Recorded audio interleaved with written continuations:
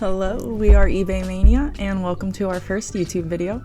My name is Liana and I wanted to share with you how my boyfriend and I made our first $1,000 on eBay.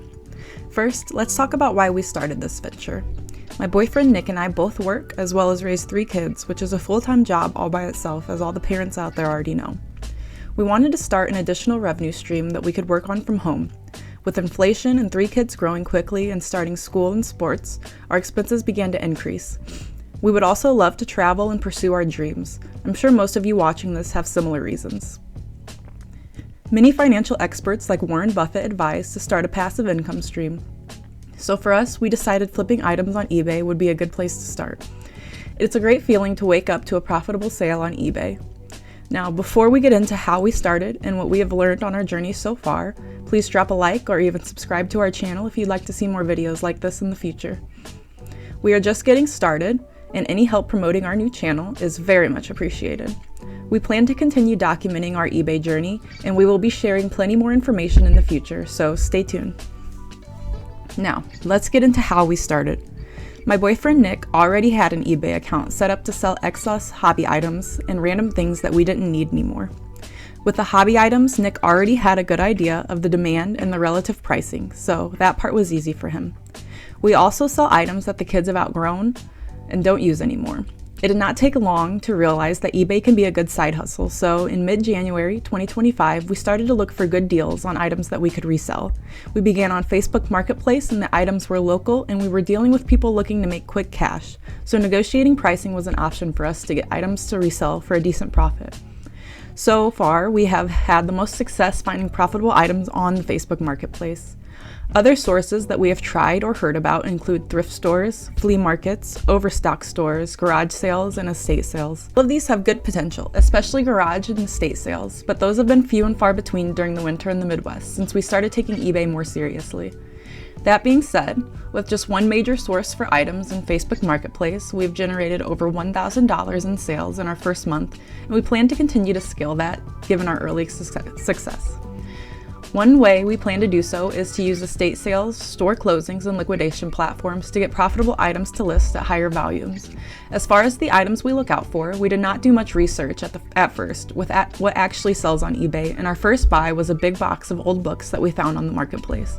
We bought about 150 books for $40. They have not been very successful, and we have only sold about 3 of them so far, although they are still profitable at the price we paid per book. We wanted something that would sell faster. This is why research is so important if you are going to start listing items for resale on eBay. After this learning experience, we decided to do a little more research and we purchased our first lot of Blu-ray DVDs and found more success there. However, we found that these were still pretty slow selling even though they got much better traction than the books. We purchased around 50 Blu-rays for $40. That makes the Blu-rays about 80 cents per. We would call that a moderate success, considering they each sell for about $7 to $10. This brought us to what has been our most successful item category to date, video games. Video games tend to sell fast, there are many available on the Facebook Marketplace, and you can find good deals on lots, leading to higher profits per item. Video games also tend to be uniform in weight and size, so shipping is easy. This leads us to our next topic. The shipping aspect of eBay can be intimidating at first. If you do not know the weight or the size of the package you'll be shipping your item in, it seems like eBay is throwing a lot at you, with all the questions it asks about shipping during our listing. We definitely lost money in the beginning because we didn't calculate our shipping correctly. Although, looking back on it now, it would not have been hard to get right, but hindsight is 20/20, as they say. A lot of people who do eBay suggest doing free shipping, but we do not advise jumping right into free shipping for a few reasons. It is better to start with small, lower dollar items, and free shipping on a $7 DVD that you paid 80 cents for can eat up all profit. We do like to sell lower dollar items if it is a high profit percentage-wise. For instance, let's take one of our Blu-rays that we paid 80 cents for. Even when sold on the lower end at $7 with free shipping, you can easily 100% your profit after shipping, taxes, and eBay fees. If you have the customer pay shipping at about $5, that can quickly become 400 to 500% profit.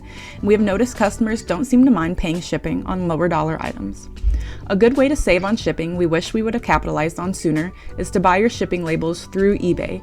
At first, we were packaging items, bringing the items to the post post office to have them print labels and ship the items for us. This is hands down the most expensive way to ship things. When you buy the shipping labels through eBay, you get a significant discount. You also save time and money not having to drive back and forth to the post office. You do need to be able to weigh the package and get the physical dimensions in order to do this. We use a kitchen scale and a tape measurer that we had laying around for this. We also bought a label printer with some of our initial profits. However, this is not necessary, as you can just use a regular printer and tape the label to the package. Another nice part of buying the label through eBay is that eBay will automatically upload the tracking number to the sold listing, which can help save time and avoid mistakes when entering tracking numbers manually. We mentioned earlier using some of our initial profits to reinvest in our side hustle when talking about the label printer, and we consider this as best practice. We do this by doing item research, buying inventory, and keeping a steady supply of listings to keep the sales coming in. This allows us to experiment with new types of items to list and allows us to buy higher dollar items, which lead to higher dollar transactions. Some higher dollar items that we've begun to experiment with include large lots for my boyfriend's hobby, Warhammer, and large lots of electronics, which have both been very successful. So that is the how we made our first $1,000 in sales on eBay, and it has been nice, especially after a rough 2024 and the current state of the economy. And this brings us to the final part of this video. Having achieved our first $1,000 in sales with relatively high profits, we thought we would offer advice to anyone who was in the same boat as we were just a few months ago. Please take everything we say with a grain of salt. We are just getting started, but we have achieved moderate success in a short time period, and we are an open book. Our first bit of advice is to just get started. eBay accounts are free and easy to make, and we all have something lying around that we don't use anymore. That might be worth a few bucks. One man's trash is another man's treasure, after all. One thing to keep in mind is that when you make a new eBay account and you make your first few sales, eBay will hold your fund for up to 14 days until you prove yourself to be a reliable seller. So be aware of that if you'd like to make money faster than the holding period when you're first getting started.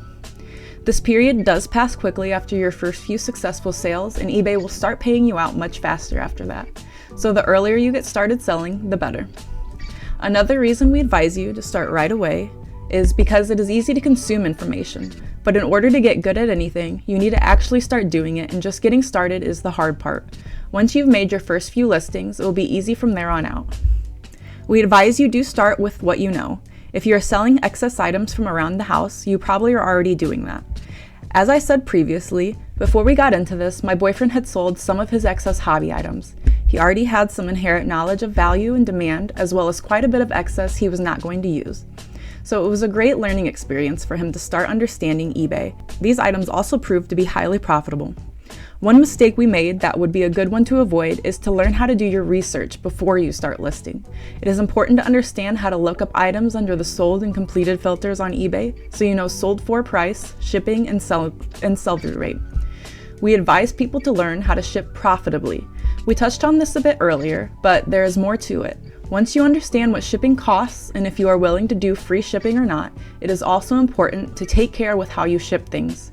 You do not want items damaged during shipping, as negative reviews and returned items will make customers less likely to buy again, as well as eating into your profits. Our final bit of advice is to buy your shipping labels through eBay. As mentioned earlier, you get the eBay shipping discount, and it will save you a lot of time and money going to and from the post office. One last thing we would advise, although it may not be extremely necessary, is to reinvest some of your initial profits into purchasing a label printer. They are affordable, compact, and the labels look a lot more official than a regular printer label taped to a package. Not to mention, it is satisfying and easy to use. Reinvesting your profits back into your business or side hustle is almost always a good way to increase profits in the future. We consider this a best practice as well as key to growing your business. So that's the why, the how, and the best advice we have to offer so far. We hope this video has helped, and we wish you the best of luck in your reselling adventure. If you enjoyed this video, thank you for staying this long, and please feel free to like and subscribe so you can continue to follow along on our journey. Thanks for watching.